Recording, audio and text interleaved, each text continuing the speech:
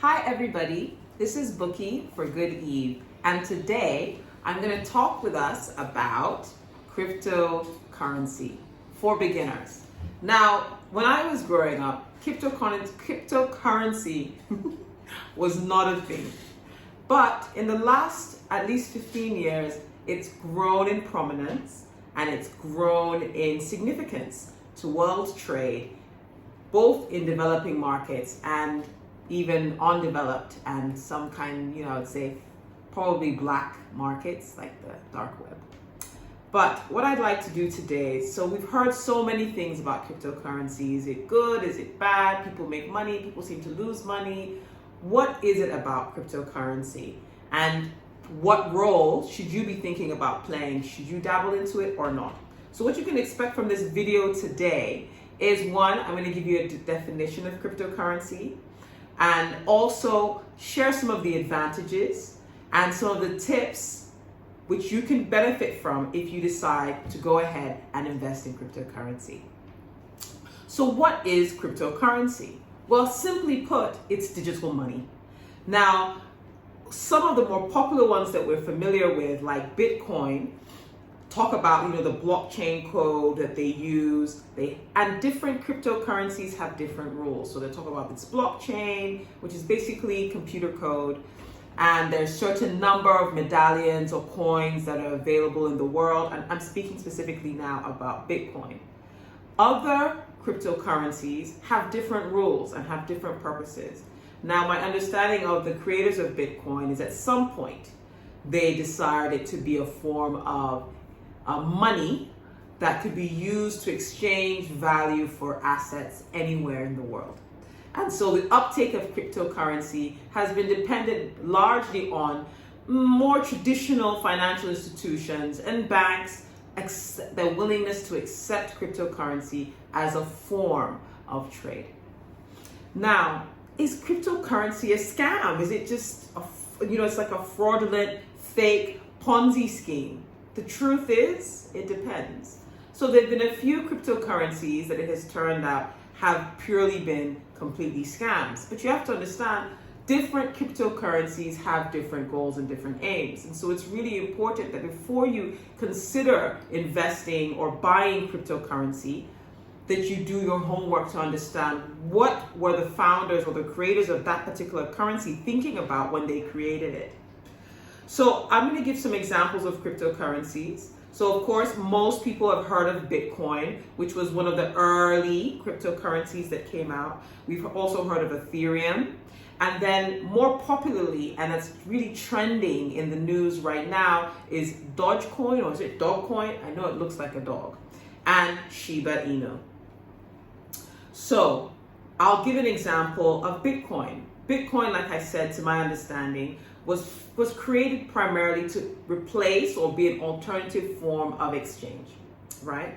And some of the advantages they anticipated with that was, anonymity. So you could do transactions across different climates, across different countries, with different states, for instance, in the US, and maintain your anonymity if you so wanted. So it kind of gave you protection from being monitored from some of the agencies that might restrict your financial freedom, for instance.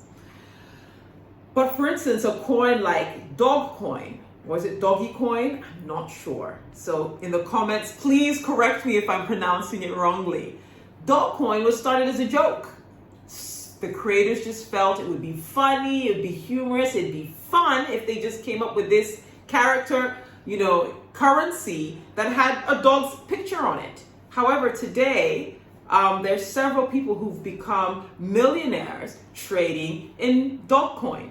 One of the online creators who I follow and respect a lot, he's a really funny guy, is called Beat the Bush. And he, on his channel, shares how he has made over $1 million investing in Dogcoin, which was started, remember, as a joke. And then Shiba Inu, which is the new one that they're calling the Dogcoin killer, that coin also was cited as a response to the joke of Dogcoin, and saying that, well, if a Dogcoin that was started as a joke 2-3 years later is trading and making people millionaires, maybe Shiba Inu's goal is to be the Dogcoin killer. So understanding that the purpose of these currencies, for instance, those two cryptocurrencies, is they're actually competing and interacting with each other. Bitcoin and Ethereum's purposes, for instance, are far more serious, it sounds like. So bear this in mind when you think about, buying into cryptocurrency and holding cryptocurrency. And so it means with a Dogcoin and a Shiba Inu, you need to kind of really monitor what's going on, because there'll be shifts and changes, pretty consistently. So I just want to talk about a few advantages of cryptocurrency. Because when I say cryptocurrency is digital money, but dollar has a digital form. I mean, how many of us actually handle cash? We transfer money through our online banking. We pay for things with our debit cards. We use PayPal. So a lot of those wallets are, in many ways, when you think about it, how much cash do we handle? We do a lot of digital banking already. Our bills are paid automatically. They're taken out of our bank accounts. So what are the advantages that cryptocurrency potentially gives you over just using your bank app? So a few of these advantages: one is they're swift and it's cheaper. They don't have a lot of those pesky transactional charges. For instance, a lot of our banks require us to keep a minimum level of money in our accounts so that they don't charge us monthly fees. And a lot of times, if we exceed some of the terms that they've come up with, which are onerous and change with every bank, then we get charged a fee. We want to do an international wire transfer, and even a domestic wire transfer, you pay between $20, even sometimes as much as $100 for each transaction. So imagine if you're just transferring a little bit of money, you have to pay all these fees. And so cryptocurrency helps you not to have to deal with any of that. Also, the second advantage is secure and confidential dealings. Recently, the US government has been thinking about having the IRS, for instance, monitor every transaction that's over $600. I mean, that's pretty much most transactions a month. I mean, $600 a month. So, I mean, I don't know how many people earn less than $600 a month in America. But the reality is that means they're monitoring all those transactions already. Any transaction that's over $10,000 a month is monitored by the FBI. They get a report.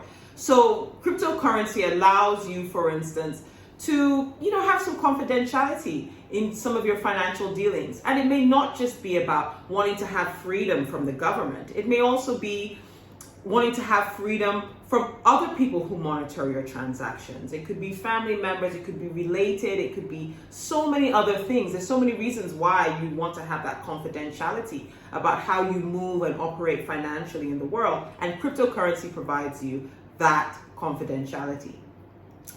Third advantage is financial freedom for the bank. So if you have this, and this is more of a social, when you think of a social consciousness part of it, to open a bank account, they need an ID, they need, social security number, they need an address, a physical office or, home address, so many details. Sometimes some banks now require biometric data in some countries. So you require so many things to open a bank account. And for someone who has all these things, it's not a problem. But there are lots of individuals who work and exchange their work for money and labor that cannot gain access to this. And potentially, if they have access to a phone that has internet access or a computer, guess what? They can also buy and hold cryptocurrency, and that can allow them to trade to some degree.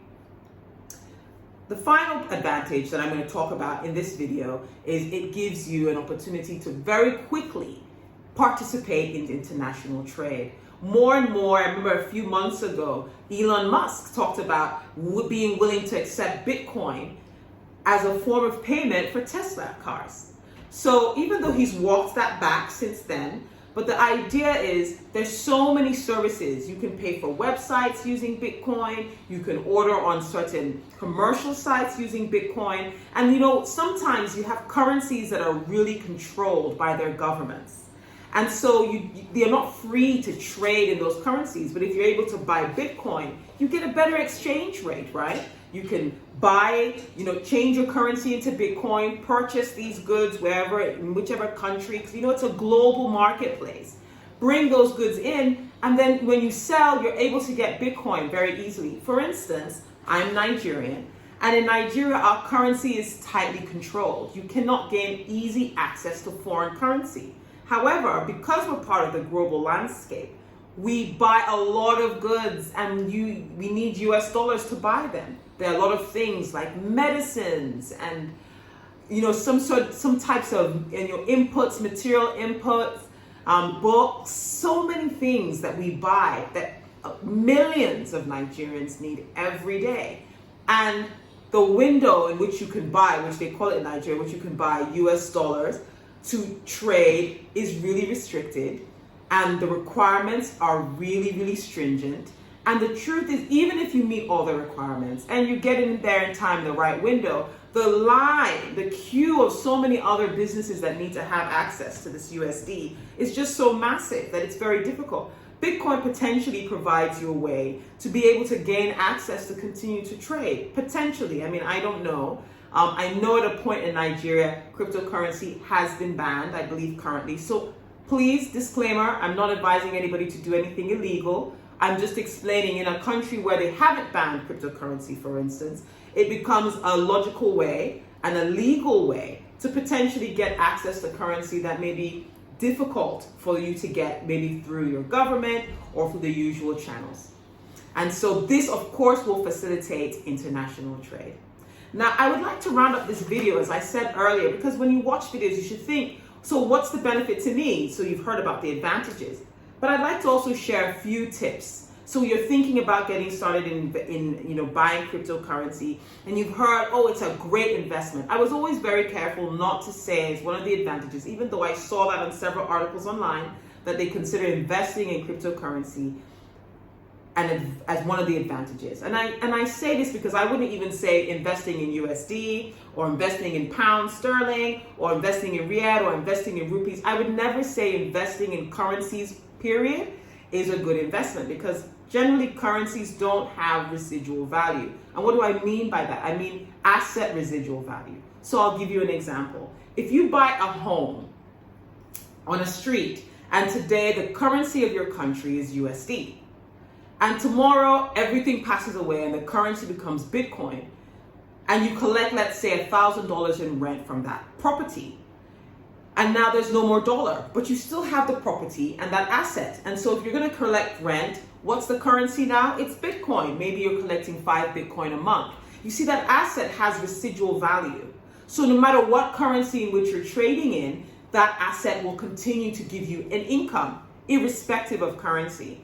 But for instance, if I hold $1 million today, and today dollar passes away, I'm just giving an example, and now what is relevant is Bitcoin, and I haven't been able to convert my dollar to Bitcoin, all of a sudden, my dollar can quickly become valueless. So it's really important that we understand that what supports the dollar, for instance, is the US government and their defense of their currency. And that's another discussion for another video. But I'm just explaining why, from my perspective, I wouldn't say one of the advantages of Bitcoin, and I know it's controversial, is that it's an investment. Now, people have made money from Bitcoin, and made money from Shiba Inu, and made money from Dogcoin, and made money from Ethereum, and made money from a plethora, tons of other cryptocurrencies. So you can make money. I wouldn't call that investment. I'd say it's more like speculation. And if you're comfortable speculating, have at it. So just a few tips I wanted to give you about if you're thinking about getting involved in cryptocurrency. Please bear in mind that it's highly, highly volatile. So today you're up, tomorrow you're down. So you need to be ready for the highs and lows of being invested in a cryptocurrency. The other thing is, my second tip is really you need to have a secure wallet in which to hold your cryptocurrency. So if whatever cryptocurrency you're being, all wallet companies are not equal. So you really need to do your homework to make sure that the wallet, the company that's securing your cryptocurrency for you, because remember, it's virtual. You can't touch it physically. It's, what do I say? It's virtual, completely virtual. So where you're securing your cryptocurrency virtually is really, really important.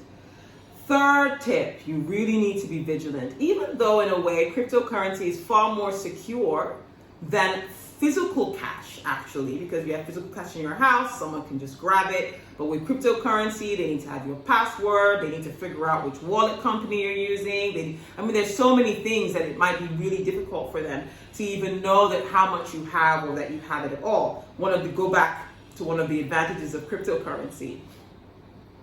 But you do need to be vigilant because they are hackers, just like they're bank robbers, who full-time are looking for how to hack in and gain access to your wallet. And once they gain access to your wallet, they can spend the money there.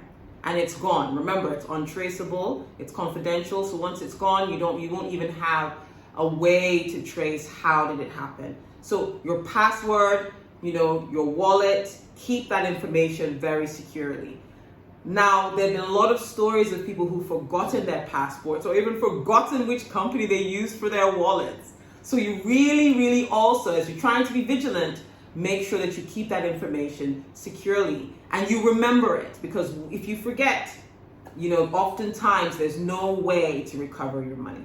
So I hope you've enjoyed these points today, and I look forward to hearing in the comments your thoughts on cryptocurrency. Is it something that you would like to buy? Would you like to step a toe in? And remember, bye for now.